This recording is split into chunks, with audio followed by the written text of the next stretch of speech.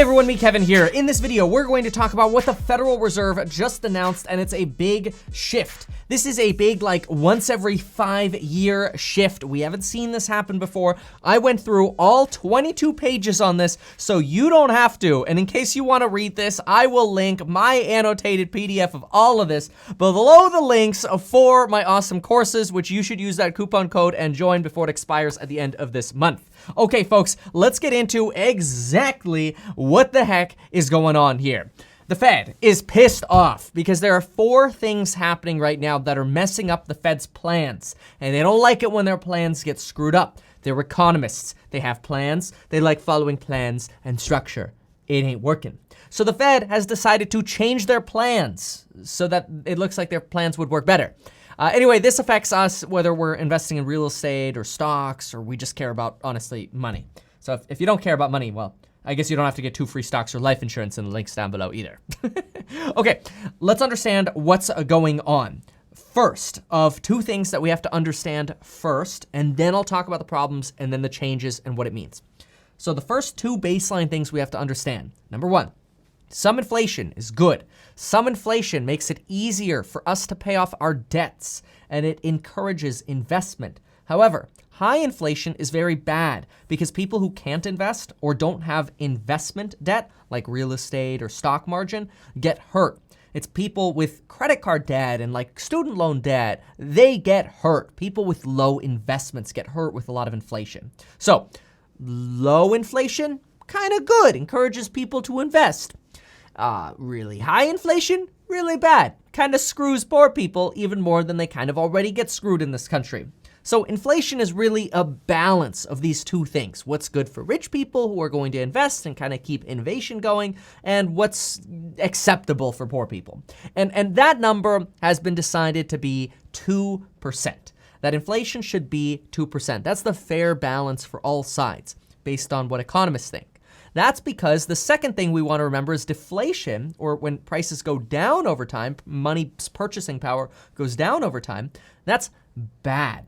We don't want to see deflation because it encourages saving and not investing or innovating, which is not good for growing. So that's why they came up with this 2% target. Now, it's also helpful to know that in the 1970s, we faced a period known as the Great Inflationary Period, which basically, inflation was like 10 to 15%. And basically, the wealth gap went like this.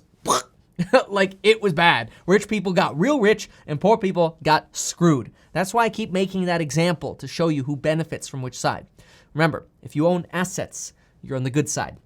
This is why I always say on my channel, you gotta own stocks, you gotta own real estate. You can't keep thinking it's a rigged system. You gotta get in. You gotta play the game. You live in the country, play the game.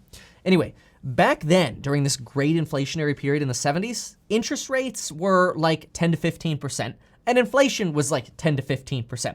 Basically, money became really invaluable every single year that went by. And it was expensive to borrow, and it was expensive to invest. Poor people became way poorer. Meanwhile, you could have a high-yield savings account back in like 1975 that paid you 14.7%. Crazy, right? But that doesn't actually mean you were making money because, well, inflation was over 15%, so you were still losing money. Anyway, every time in the past, historically, when we've had a recession, we've seen high inflation come out at the end of the recession. That's bad. We don't want high inflation. We want to stay away from that. Well, welcome to the 90s, when you cater in this market called the Great Moderation. Basically, we got times of low inflation, and we can keep printing money. Brr, and look, there's no inflation happening. Even countries and central banks around the world who want inflation are having trouble getting any meaningful inflation. Just look at Japan, or look at the EU, European Union. Well, today, in 2020, we face 4 problems. So we just hit the background. Now we're going to get into the 4 problems, and we're going to talk about what the change is and what it means for us. Problem number 1, we may never grow like we used to. Growing is very important. In 2012, we thought we as a country would grow by about 2.5% per year. Now, it's estimated that our country's economy may only grow by 1.8% per year. That's a substantial decline, and it's very low.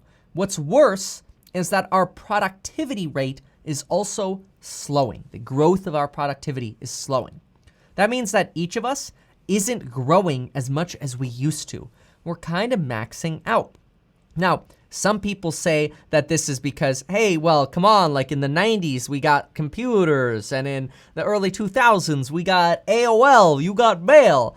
And like, yeah, between 2018 and 2020, maybe you got an iPhone that was like 5% faster, right? That's maybe possibly one of the explanations for this lower productivity. Like, we got a lot of a productivity boost when emails came out, but it still takes me about the same amount of time to write an email today as it did back then. Very oversimplified example, but the point is productivity growth is declining. And productivity growth is needed to help encourage or help basically foster higher living standards. Basically, the more productive we can be, the more money we can make, and the more our standard of living goes up. And when that happens across the country, the more everybody's standard of living rises. So we want a productive society, and we want society to be more productive next year than it is this year. That makes sense. That's growing, right? So problem number one is it ain't like it used to be. We're not growing anymore. And this brings up problem number two. Because we're not really growing as much anymore, we're not really seeing inflation like we used to, and we're not seeing interest rates go up because inflation is staying low. Instead, we're probably never going to see these high rates again that we've seen in the prior decades. That is, interest rates could continue to trend lower because our expectations are that rates are going to trend lower and there'll continue to be less productivity and less inflation. Basically, we use this big bubble that used to be going really fast, and now we're like slowing down. The bubble's not really growing anymore. Anyway, problem number three is actually a good thing. It's partially a good thing, but it's partially a bad thing. Problem number three is that before the pandemic, we had 50-year lows for unemployment for about 2 years, which is really good because when unemployment is really low, guess who starts getting jobs? Poor people and minorities. That sounds harsh to say. I'm just bottom lining it. Before this pandemic, Black people, Hispanics, women were all doing much better than they had previously. The problem is, right when that started happening, that is right when minorities, Blacks, Hispanics started getting more opportunities, the pandemic came in and robbed them of those opportunities. This is why we keep hearing people say things like, this pandemic sucks because it's making the rich richer and people making under $40,000 a year are getting screwed. And nothing could be more true. That's a problem. That's problem number three. Okay, problem number four. Economists' textbooks say that when unemployment is really low, companies have to start paying more money to find talent and workers. And that causes inflation because when companies have to pay more money for workers, then workers get paid more money and they can buy more stuff, which leads prices to go up. The problem is that's textbook economics. I learned textbook economics too, but I also learned a dose of reality that textbooks don't always work. And that's what's happening here. Textbooks broken. That is, we ain't seeing inflation. So we had 50-year lows for 2 years in a row with ultra low unemployment rates. We've got minorities and poorer folks starting to benefit. And guess what? No inflation. And the textbooks said there was supposed to be inflation, but the textbooks were wrong. Instead, we had record low unemployment. And guess what happened with inflation? Nothing. This is literally like Aethelwulf in the Vikings bringing a massive army to a battlefield ready to fight an enemy of inflation. And then there's no one on the battlefield. Like, what the heck? Where's my enemy? Where is he? And where is he gone? Or, and hopefully, the enemy is not sitting in the trees with thousands of archers ready to destroy our army. That is there a black swan that's really going to pop up one of these days and cause real big problems? We don't know. The Fed has basically thrown up their hands and said, well, I guess the textbooks were wrong. And the problem with this is it causes more issues. See, when inflation doesn't happen, we begin to expect that this inflation enemy doesn't really exist at all. It's kind of like we're all like, oh, get your wheelbarrows ready. There's going to be hyperinflation. We can only say that so much. It's like we can only say a stimulus check is coming so much, and then it never comes, right? The same thing is true with inflation. The more inflation doesn't come around, the more we're like, dude, inflation's not gonna be an issue. And that actually hurts. And it becomes a self-fulfilling prophecy, says the Fed. The Fed says the more we expect less inflation, the more there will be less inflation. Bad cycle. So this is bad also because it robs the Fed's ability to work. Right before a recession comes in, the Fed likes to be able to slash interest rates and help people through a recession. The problem is, right before this pandemic, the Fed barely got interest rates up to, like the Fed rates, up to 1.5%. And they slashed them on a Sunday. That was weird. I remember that. I'll never forget that day. To 0. And now here we are. We're without inflation, no reason to increase interest rates, and the Fed basically has few extra tools. Like their favorite tool to help fight recessions, cutting interest rates, is gone. So here's what the Fed is doing instead. Here's the big change. Instead of saying, okay, every year we want to target 2% inflation, and as soon as we see inflation is above 2%, we're going to raise rates and we're going to stop inflation. And anytime inflation's below it, we're just going to keep printing money and making that inflation happen. Instead of like being that angry person at Chuck E. Cheese who wants to keep hitting the moles that pop up out of the machine instantly when they pop up, the Fed has decided to take a little bit more of a pacifist approach. Let the moles on the whack-a-mole game breed. Let them come up. Let them start a family. And we'll ruin them later. But let them live a little bit first. AKA, the Fed has said, instead of worrying about our 2% inflation target, we're just going to take the lazier approach. Let's just wait and assume that we'll have an average of 2% inflation. AKA, if between 2020 and 2025 we have 1% inflation, then hey, if inflation goes between 2026 and 2030 to 3%, no problem. The whole decade had an average inflation rate of 2%.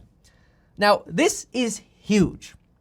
In the past, anytime we've seen a little bit of inflation, they smack it down. This, however, now means that the Fed is likely to change their future positioning. See, right now, we've all been sitting here in 2020 like, okay, all right, the Fed says interest rates won't go up until 2023. So we've got a couple years to start buying stocks and real estate. And then we got to start being prepared for the Fed raising interest rates.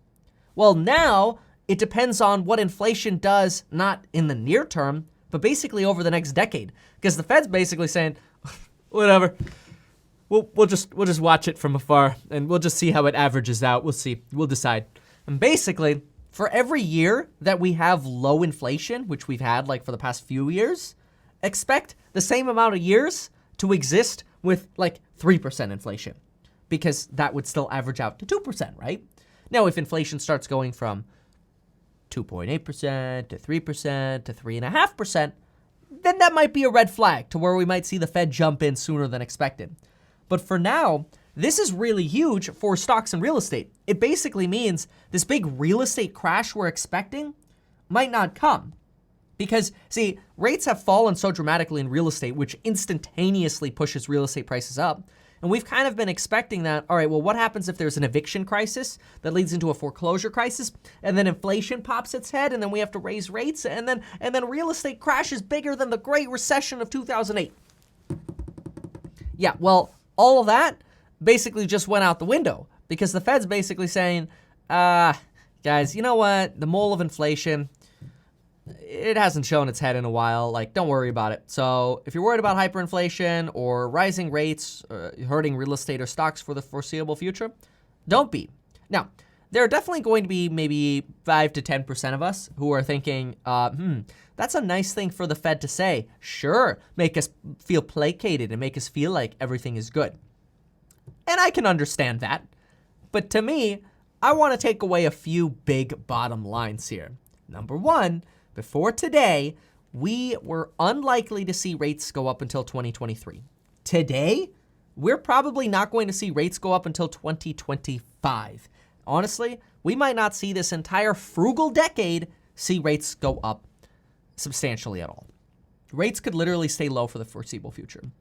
This means that, number two, the days of cheap and easy money will continue. They're not taking the fruit bowl away. We get to keep partying with cheap stocks and cheap real estate. Well, I guess cheap money that lets us buy overpriced real estate and stocks. How's that? That's better. Cheap money lets us buy overpriced stuff. Which means stocks and real estate will probably benefit very substantially over the next decade. Which means it's probably a good idea to start learning about investing in stocks and real estate, both of the things that I teach in the courses down below. Anyway, had to say that. Simply put here, the money printer ain't going away. Think about it this way. The Fed just said they're going to average inflation, which means they can literally keep printing and printing and printing and printing. And even if inflation comes around, let the mole start its family, whatever, we'll deal with it later. It kind of sounds like Jerome Powell had a few too many drinks. And I like the guy, but that's kind of the impression I'm getting. Inflation's not working. All right, let's just call it the average. Yeah, that'll work. This changes a lot of things big time. And for me, I mean, the one thing that doesn't change is hodl, baby, hodl. Buy and hodl. Don't wait to buy and then hodl. Hold. It is now, I have personally now been very motivated to get out there and invest even more. Not Tesla. I'll talk about Tesla in a different video.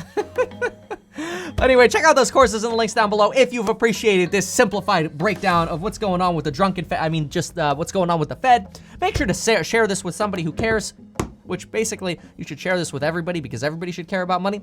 Hopefully you appreciated this simplified version because the Fed don't speak that simply.